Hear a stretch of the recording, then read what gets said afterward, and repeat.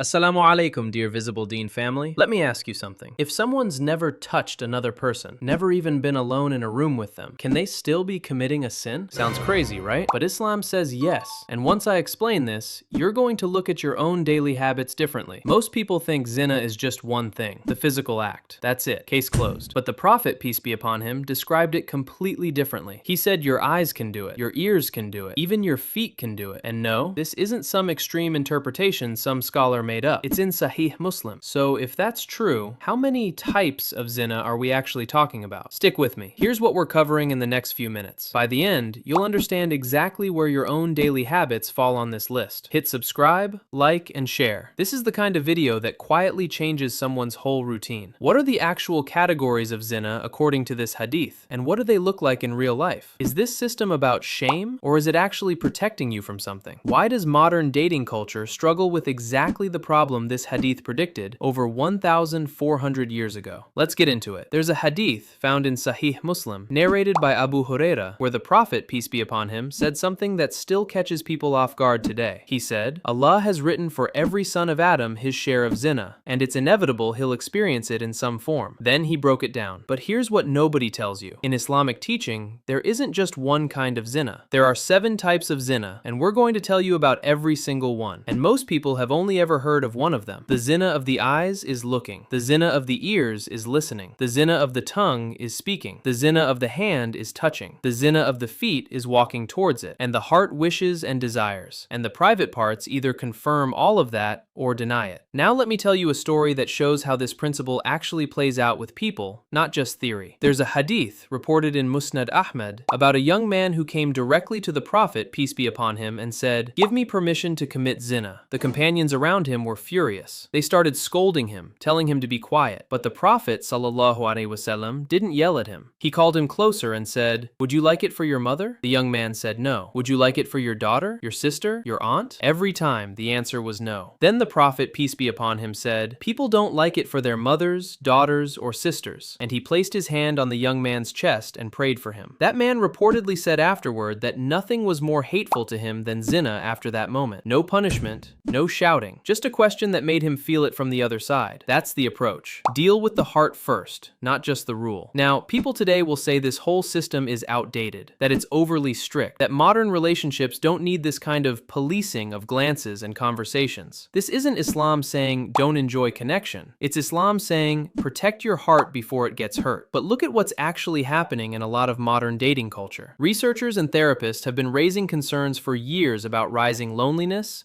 casual relationships that leave people feeling more disconnected rather than less, and the emotional toll of constant, low-commitment romantic contact through apps and social media. And honestly, that's not weakness. That's someone who knows their own worth enough to protect it. This is where it starts, and almost nobody notices. If Hamza lived with awareness, this moment is simple. A glance, a conscious lowering of the gaze, a quiet redirection of attention. No shame in it, just discipline, like flexing a muscle. But if Hamza lets the glance linger, really watches, really lingers, that single choice becomes the seed for everything after it. The eyes don't just see, they invite the mind in. Ask yourself, when your eyes land somewhere they shouldn't, do you look away in the first second or the 5th? The most shocking part hasn't even happened yet. Now comes the part almost nobody talks about. The same hadith describes the ears portion as listening and the tongue's portion as speaking. That includes what you let yourself hear, lyrics, conversations, jokes, and what you let yourself say. If Hamza stays disciplined, he simply changes the channel, literally and socially. He steers conversations away from what cheapens intimacy into something crude. But if he doesn't, suggestive conversation becomes normal. Flirting becomes a game with no real rules. Words start shaping desire long before any action does. Think about that. Words you'd never say to your mother's face. Would you still type them to a stranger online? But before we get there, there's a stage that's even more physical than this one. Imagine this: a hand that reaches for a phone at 1 a.m. Feet that walk toward a door they know they shouldn't open. The Prophet ﷺ described the hands portion as touching and the feet's portion as walking toward it. If Hamza lived righteously, his hands and feet simply never move in that direction. He deletes the app. He takes the long way home. Small, boring, unglamorous choices, but they work. If he doesn't, every step forward makes the next step easier. This is where most people get it completely wrong. They think the real sin only happens at the very end, but by this stage, the direction is already already set. Now stop for a second. The same hadith says the heart wishes and desires. This is the internal stage, the fantasy, the daydream, the mental rehearsal of something forbidden. You can't fully control a stray thought, but you can control whether you feed it or starve it. If Hamza catches the thought and redirects it toward dua, toward something productive, the heart cools down. If he entertains it, replays it, enjoys it, the heart becomes the engine driving every other stage. Which stage from this list surprised you the most so far? Tell me in the comments. I read every single one. If this is teaching you something new, a quick like helps this reach someone else who needs to hear it too. This is the stage most people think is the only stage, the physical act itself, outside of a lawful marriage. The same hadith closes with this exact structure. The private parts either confirm all of that or deny it. That word, deny, is the entire point of this video. Every stage before this one is a checkpoint. You are never forced past any of them. If Hamza reaches this final stage, having disciplined every stage before it, his private parts simply deny what the heart wanted. That's not weakness. According to the Prophet ﷺ, that's strength. The exact kind of restraint the hadith is describing as praiseworthy. If he doesn't, the act itself carries the weight scholars describe as among the gravest of major sins, because by then, 6 other doors were already left open. This is happening right now, in your life, today, not in some ancient story about someone else. You can still choose which door stays shut, but once a stage is acted on, it's no longer a choice, it's a consequence. Allah says in Surah Al-Isra, warning believers not to even go near this path, describing it as indecent and an evil way. Notice the wording isn't only about the act, but about approaching it at all. That's every stage on this list, in a single verse. If any part of this list felt uncomfortably familiar, that discomfort is a good sign. It means your heart is still alive